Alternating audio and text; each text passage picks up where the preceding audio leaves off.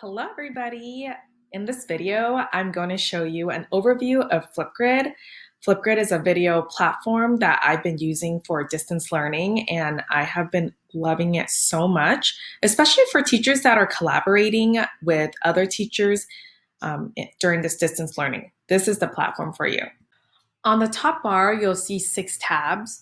Today, I'm going to talk more about my grids tab and the Disco library.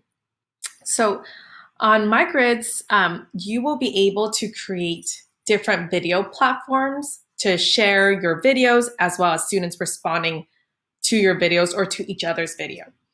I'm going to first hover over Add New Grid to the left-hand side.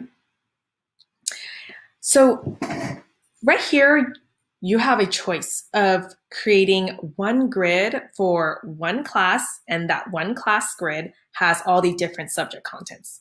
For distance learning purposes, I have been doing different subject grids because I am collaborating with another teacher to share and teach content. So this makes it easier for us to share our content with each class.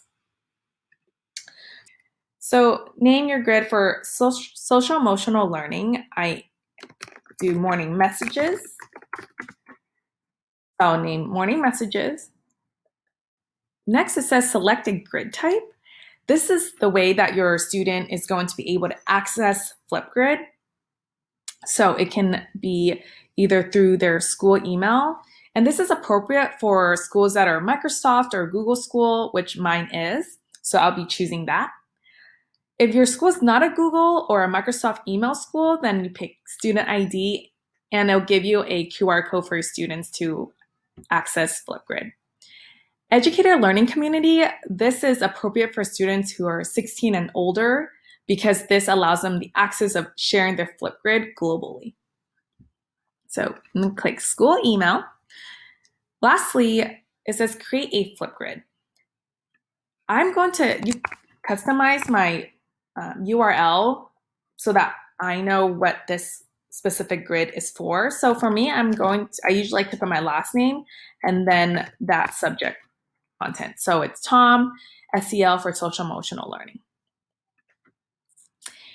Here it says add school email. So this is where you put your school domain.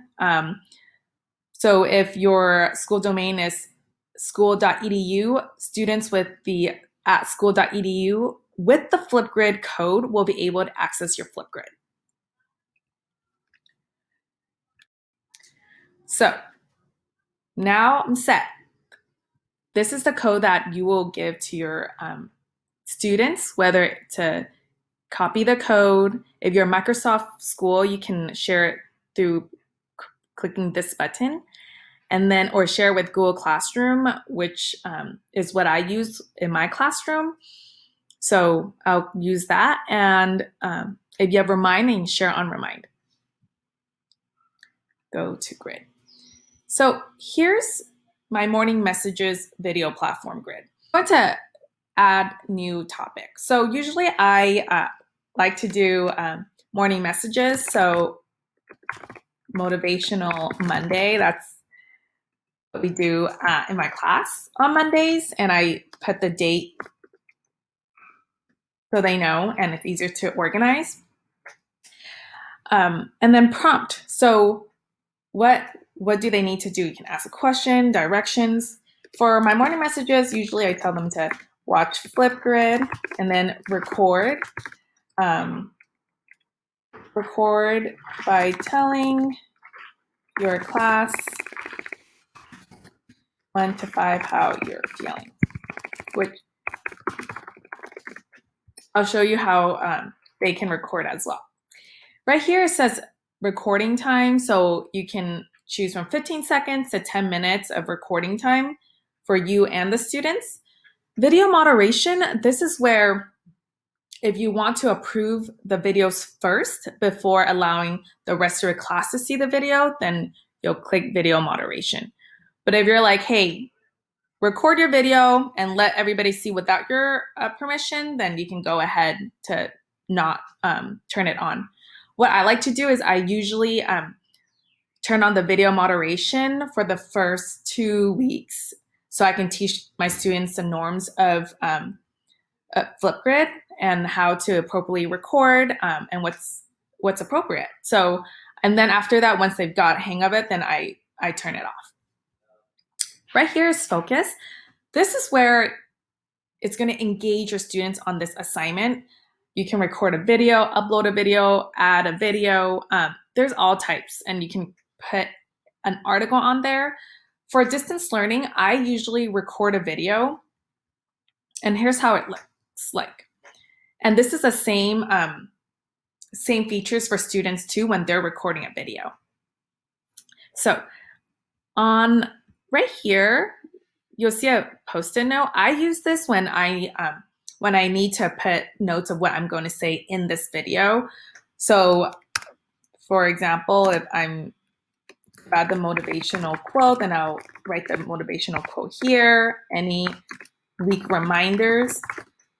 And then on the bottom here, there are also these video features. There's a filter.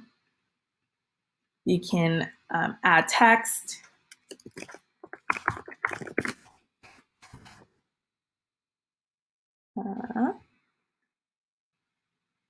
Let's see. You can add emojis.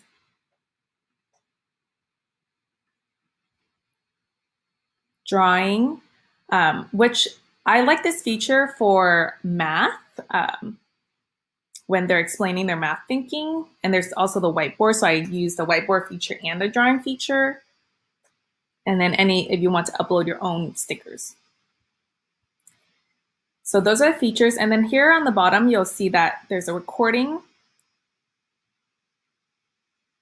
Happy Monday.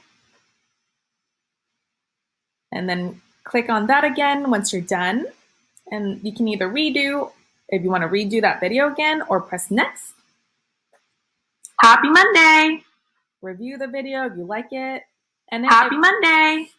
And then if you want to add more videos after this as well, you can go back and add another video to this clip. Next, and then have a selfie. And this will be your thumbnail.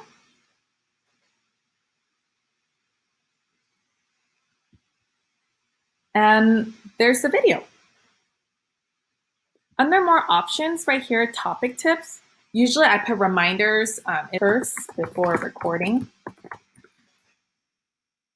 If you have any articles or any additional attachments, you can add that here as well under topic attachments. Topic status, right now it's active so everybody can see this topic once I activate it and submit. Frozen is students can see that there's this topic. However, they can't reply it or do anything on it yet. They can just see that it's there. And then hidden, this is where, and the hidden feature is really good for if you want to schedule your assignments. Usually if I created assignments a week in advance, I'll put this in the hidden feature so that the students don't see it until it's ready. And here are more video features. You can video editing, selfie, sticky notes, student to student replies. And feedback form right here. There's already a pre-made basic feedback form that you can use, or you can customize your feedback form depending on what you want for that assignment. And then once it's done, click Create Topic. And there it is, all set. And this is what they see.